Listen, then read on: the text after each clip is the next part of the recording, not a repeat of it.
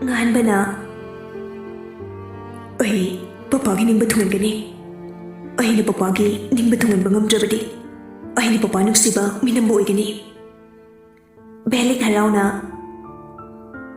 nupatho mamagi de kishu khangano ekhoi myam leisidi ekhoi myam lingsidani nangi damakta ekhoi myam leidi thongnan gano karigamba matamda thongna halakpa yaurlabadi nangi damakta ekhoi leidi nganba matang sida kadai de kino khangde nungsi amu urai nafamda lan ki ba miyam aduna ngasidi ai gi saruk thunglare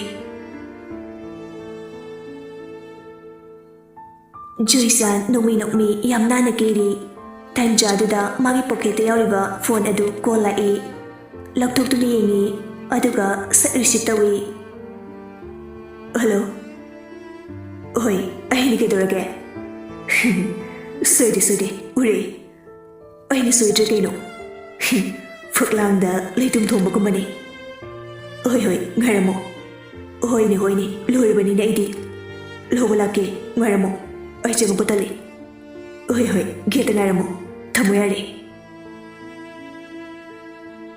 call da thamkraba matung yamna na losinna thoki nungsi fi sabagi makhol tabada nupa macha du phone tor e lai baba lorabo loidri fi ge sadana nang jeja diro keshi tawde bagini saise thulebra laiti kaigino imung de lemni na tom thado kanu haram laga madu haturi aroi angan de taina binu ibani ngasi chelse aduga exam se phujana thamna farni nungsi ngakna kaino kai keramo wakhalno aduna mo faginati aina ise aigi nakle helingi lapna thamba pamdre yam lapna lebani na pakalamani aigi nakle letraba adum lapna lebugum khale aina nagi nakle lakhe harsu yabide aina da nangbu nuksibani nangde ebu kashi nuksibiramoi aina to wajabani nangna ko khitang nuwai tabada aina ke moramni aibasu nangdi khanglamoi yamwai nanga kainerdi ai te singna angau boigani ai bu nuksi bitrabasu mirai duna de chapikini ko aina te nambu nuksi jagi nangna nuksi bitrabasu ai ke shuaroi adubu mirai duna chapati chapigano daina ai nang yam nuksi yam supakali mirai duna chakidra khanduna daina kaigi atuk pakatpanu nangi damakta aina lebrisidi adudi thamom da goro dai chance ka lodana mi ga nam le tabo mafam dadi tamo ko waina kibani ko tamo chaksa khiledro sidi wakhal ga ginum laida wakhal ga sarik khinomda nangse thoibaga tunsne adu milesu tamo ko wa kisukaidi korsum aduna sele nuksiba ibani gisa lona niko nangyan taw adudi mi ga nam letradi tamo ko taba Daniel amona ko payaroi hoi fuzanayo ai dadi hoi ko ge haiba kadar tawira khanbana tida nupi haise kadar yam haikraba nupa singse moine sumlaga thambangam bajani sidabu nupi soli haise kaidano nupi line ko lai nupa fana satibu ashinu magi nupi gi kudombida adum leiki pumnama nupi gi kudalai yamma kahenge yamma sengbe habisa pumnama ngambajani angapani nupi gi power se nangsu kueroi ai di kuirena ai se phone paina dum paru lai to nge patho oi pai ko dum phone paina Daniel su lai paki asomdana mayam da party tawri party adu yamna chawna sili achaw sangna sinba oibana nupi nupa kaya masu mafam adu da lai moi jura semduna Jagoi sabana saba yu thakpana thakpa lei. Nupi ama yu tap taina ngauraga hari hari chatli da ubada tamna changlai. Nupi adu nisagi mayain haitharai. Adubu Joyce-na nupi dugi khwangda tapkoli. Nupi dudi gyan mangkre. Tapna room amada pusiladuna lairiba bed machadudi hipali. Aduga table machada lairiba ising batal da lauduna nupi dudi kipi. Maya ka tukanduna khara amuk pitai gyan tarak na balaknei. Joyce-an pungda haipadengi. Makatana party do yawbagi matam laitre. Call tauduna nupa amada ningthina sinaramlaba matu ma mafam adu thadoktuna chakri. Nupa adusu Joyce-na hairambagi matung ina nupi adubu wakhal tarakti fawba senaduna lei. Joyce-ansu mayumda yaruduna phana ngaurasu mathauda amuk mai angsinkri. Matamna sumhauki hayengdi exam leiba numitni. Richard-ti pass kitani khanbanina lairik inthina pade aduna ngan boida laktuna ngan bagi mama ibem halbu senei ngan bana lairik pari. Pung amagi matungda ngan ba Richard-na lairiba katamna changai. Richard-na mama bu masang hatpiduna lairami ngan ba tapna. Richard, nang solo lairik ngagi amuro. Richard-na oi chaladabani aduda mamadi kristawida ka hina chenana khotana thabusinate magi thokpa kapagale jawani rumnagi mapansu thoktrabani phare nangsu fujana leiro manba ka hina wakal khanduna aremda matam manghangano nangi khandrasu papagi khalo ai honagi hina lekri ibe malda muginduna Mama sidang miron taramlabati aige sama lerimgadabani. Lan changmada suk tharaklaba matamda ikut paiduna singhat piramba papasu chatkri. Asuk lokhraba lanpham sida idong hundoklamlaga. Papana macha aibu nuksitraba male. Aina asumna wana thawai chakna lemba punsida papa yenginga male. Richa tatna papana nangonda chaing ama tawba soidinoigani. Punchi say, the Pamanda Badono, Kaki Capino, Tona at the Fobanana, Capopoxity, Lanting Gadabani, Kudima, Miley dinner, Jim Pate. Nan the sauna. What did you? I give you Bumsida, Namoyo. Nantona Fana, Mitaki Dana, my Novangatra. Ohio. I give my Jacksigum, Kanatoke. I put away Pantapro. I, Wabu Kalamay Kandro. I am good in the Kiwana Kami, Nakambra. Mamma Sakam Uraga. I need to wait a Kilpawi, Nakambra.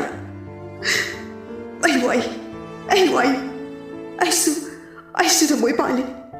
Punchiki Asakayama, when Jonki and Egisu. Otubu, Sakudu Mahanda, Tadat Picture Mali.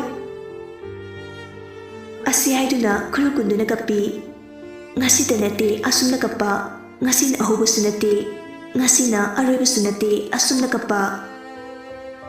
Ngahan ba chak na makatari? Ay sinakoy kam na papanuksi. Ay sinakoy kam na mamanuksi. Asi ko magpibam sida ay bawaye. Asi hay na amuk fukhawgalaga. Ay asum nakapa nayukrabo. Ay natamay pan ba amagong wangang ba naitakrabo? Ay gisa, waba yaman bagini, kang mangam da bagi, pubutang wabagi, mit kipi mawada tayo na ba ne? Ibiyam halpiraga. Kay gino kapito, hero na purira, kapno ko. Ngahan ba kapnaga mama pukundo na? Mama, ay kapoy. Ay bukan na kaparoy. Mama na haiba adum ingani. Yana ba karsi tawroy. Richard nungaitaba na kamtengli. Mafam aduda lakpa mata sing natali. Mama machagi matawdu yengi kanbada. Mapidu tapna tituktuna. Nganba, ibihim halsaw na. Chalo, nang chalo. Hero nang chalo. Angang the puno. Kaigi angang the purino. Ngan ba hene kaplaga. Mama, nang wakal taro kidorake. Nachagi ahumbo sakdam se nangam tadiyengo. Ayam honge. Gyan chutare. Mama na tatadai kiba. Gyan taro habado. Ay gyan tare. Yengam kugo. Kaigi wakal tatana laibano. Iwemhal kari kan banu khangde khanglok amung nokthur e Richard tapna khong thang duna thokri ngan ba mama bu kon duna ka phawi thoisu ngan ba ki pau du ta ba de kaplammi kaigino da ngan ba da peri ba wa mem sibo ai ni lan kriga kari ki da ngan ba da awa ba sumbi bano tangan ba nang diladi Nangisu isur lady. Nangi matam lakiliye. Nang kamay layam ni. Kanana nangi mating pangam ni. Lari pabayaram gadra. Tanja duda luang kol tawar ami. Thoi mapita te thuklaga lagliba kol dupai kali. Hello. Luang na. Kupiro. Kuinu na kung nisiduna. Thoi pakat na. Nade, kaptiye. Kaigino nang na kaprise. Se, tamo da sing hayo. Ay kishu chawre. Tamo. Kapkano, kapkadabagi mahud maram dayo. Tamo. Ay mukha na chaliba lambise. Honge su khande. Wakal su anilong jaroy. Tamoy su amakakne. Pitok bisinyada ba. Hongdok sinyada ba ningol oi bini mi pai pasu pawi lana khan ki drai duna liwang yam tapna nuksiba khonjal da thoi akiba pumba mangan khru arpa mata thamdana nangna puri ba polum da tamoda mexin hayo ai nangbu thajida ba gislei aduga tamona nangonda gi gishu chulap to oi tamo sausu sauroi Tamo, dangan ba? Ayo. Dangan ba do? Yang wari. Magikan ba da? Ayam nungay tiye. Man mo kidulge. Magi ba balay tre? Wahay do da luwangag na. Kayo bo. Asing bro nang naise. Asing ba ni? Ato ka magi mamana. Miron tada na layri. Luang không lak tre nungai taba khangpau hori mana aida akai ba kisu tawkidi akai ba wahi amatasu arekte na umata aingata magi thamoi bu masing khangde thugai ki bane adu be sur mana dangan bede china pire nongdam base mami tangi mara le traba mata awa ba pi dangan bausi khamai lemni kanana magi chak thongam ni Ma, saksaram gadra. Larik na karamba matam da param ni. Magi mama na kanana sinaram ni. Ma exam tharo jisala. Luang na themboy na. Thoi, kapkano. Ngan ba apang banate. Adu na mai lay do na jikata banate. Ma na tawgi khankiba thaba Thoudam tokloi. Amuk ta kapchiba. Amuk ta kapchiba dangan ba do? Nasidi am kuplap ni ko. Loy na ringay detsu. Nahumatog na bikite. Ayam laan kri. Mana ibungang pikitra. Thoi, kapkano si. Ayan do exam no rika muy detsu lusi. Adu ka lali hay sisi. Ay bumagi mangda. Sakse, utpangam kitra. Mana igi maita tinsila kaniye. Yam to ka charam ni. Luwang tasing na nungay Magi mangda atopa nupa amagi maramgi. Maga luhungga doribi mahak na kaplaga karam na nungay gani. Pukchi na pi ihay gadra. Thoi, kaigi ngakpiroy dino. Mi amana tamoy sing na lalahay jurabada. Ngakpiro ngam dabaliti. Tamoy dute singo. Ay siko, lalahay do na makhong konduna. Yarisitu, ay sinamanda kinamay kita bani. Ayo. Ay na PDF thaki bani, adu yengo. Adu do kramaru oi. Ay, yenge. Amu kapnagalayan ko, adu yengo. Taseng badi luang warisan na bangam drabani, adu na wada samjin bani. Phone tam nakre. Belik tu chak puragala e. Chak si satu adu gumparo. Ay janing dri. Aday taptagi kapsilagani namay duda. Ngan ba talaba mali tap na chakre. Nang di charabo. Chari mamay inbada sana dana chari. Adu ni yaradro. Iharni. Ngan ba makataragdre belik na not karpok pa ni. Kano na dabi ate. Joysan sundagdi kraho na raba mali. Ay kangi. Kang ba nakanaroy tabak na krautsi. Giyanday. Tanja dada ibe maldo kanakabla e. Beli ngan bing nay. Beli fukagatu na chatki. Ngan basu ungdu na lay. Papa, ay chaksa kura. Ay hingkura. Siba na faroja. Mama ibani su. Papagi naktala ora. Himbasi, jangwai. Amuk tumpuk pumupuk sida. Ay gidi, yung woman kre. Sangsari nuway ba masaksu. Ay yung babamdre. Ay, papagi naktiyam lak ningi. Papa urap da baguiri. Masise, papa lera madi kya adu nuway kita ba? Amu kaplagalera ba? Ngan ba mapidu sa satito e. Belik na. Chaktu zato, suggestion yami. Ngasidi ay mamagalera ni. Kisidro, koige. Apay po na tumati. Mama na tumbo po kalagalori, kanglagalori, ay wajero. Dress po rawa. Puri. Ngan ba tuminamuglay ki. Ay Richard ki mamala ka ni. Kuy bubini haram mani. Kayo ka na dun. Namay ba masubukang kitro. Doktor na treatment to sidi. Taja ba tamli ba sidi? Mama na mama ki thay bay na kakladi. Yam nungay ni ko. Ngan ba?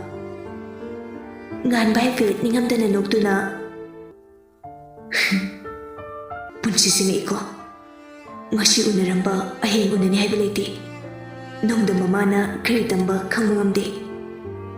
Ay na karigumba asiba ko kumaka tingner ba. Ay magi mapamda karigum po sa amani sa gani. Kay bosa. Mama ga ikibusu laksambiro hay na.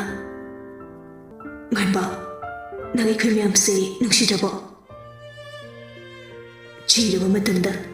Nanggi ikoy lay hay na chung thora punoy bu kay ginung siroy. Yam nung si.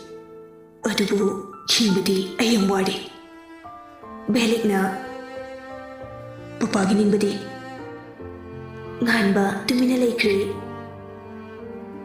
Ay ko ni nang bu Delhi da soy din na thagani. Papa na nang bu Delhi da mahitam duna. Matik chaba mi amapoy papam na mi habiday. Adu ko kari ki ninghanari. Waraklaba matamda marup na phaidak phaina lepli. Asengba marup thibalui. Marup leiramdraba ngan bagi asa kadumdano. Nungsidra marup mahakse. Aibu nungsibiduna kiyam kuina aigi mateng pangni. Marup ko ba mahakna leplari chinjaw gung. Ngan ba belik pukonduna. Bhai. Belik sukap laga. Ikul miyam leraga. Nangna wadu ni leibi abro.